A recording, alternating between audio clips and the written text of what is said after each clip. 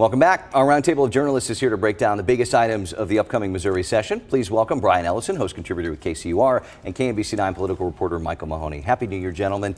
We just discussed the pre-filed bills surrounding abortion and reproductive rights. What other issues are we seeing pitched ahead of the session? Well, law and order and support for public safety. This is going to be, according to Mike Kehoe's campaign and everything that I have seen since he was elected, is going to be a key post in his administration, and he is expected to lay out some of this in his inaugural speech on the 13th. I think on the other topics that some of the pre-filed bills are covering include a lot of education bills, rolling back charters, controlling some of the content in education. There's efforts to make gender-affirming care permanently limited or banned, extending some of the current laws that were passed in the last session. Judicial appointments and how judges are picked in Missouri. All those things are on some Republican legislators' minds. It's important to remember, though, Cody, that of the 1,300 bills that have been pre-filed, probably less than 100 of those will actually make it through all the steps of the legislative process.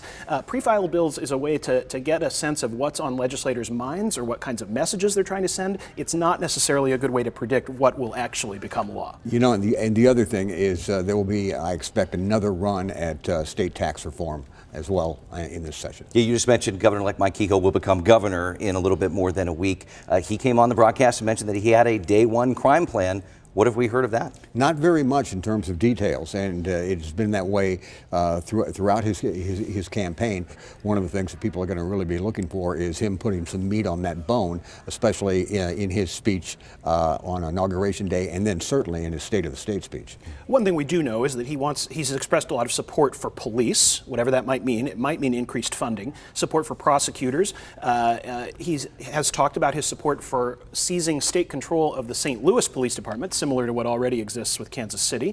What it appears not to mean is any increase in gun control measures, which is what a lot of Kansas City and St. Louis leaders would like the governor and the state legislature to take on. I think another priority for a Governor Mike Kehoe will be economic development. He has talked a lot about tax cuts. He is a conservative Republican. He wants to see a decrease in regulations on businesses.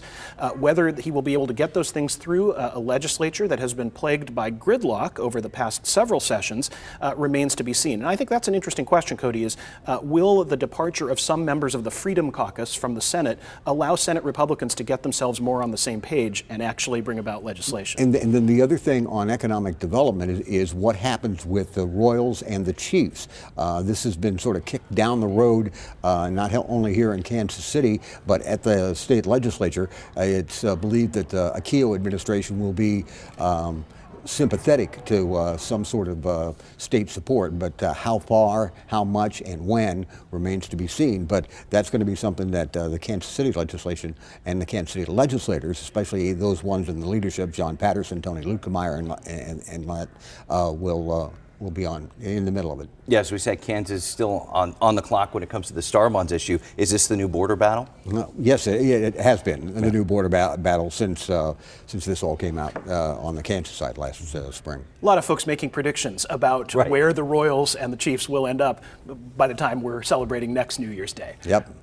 All right, we'll leave it there. Brian Ellison, Michael Mahoney, thanks so much.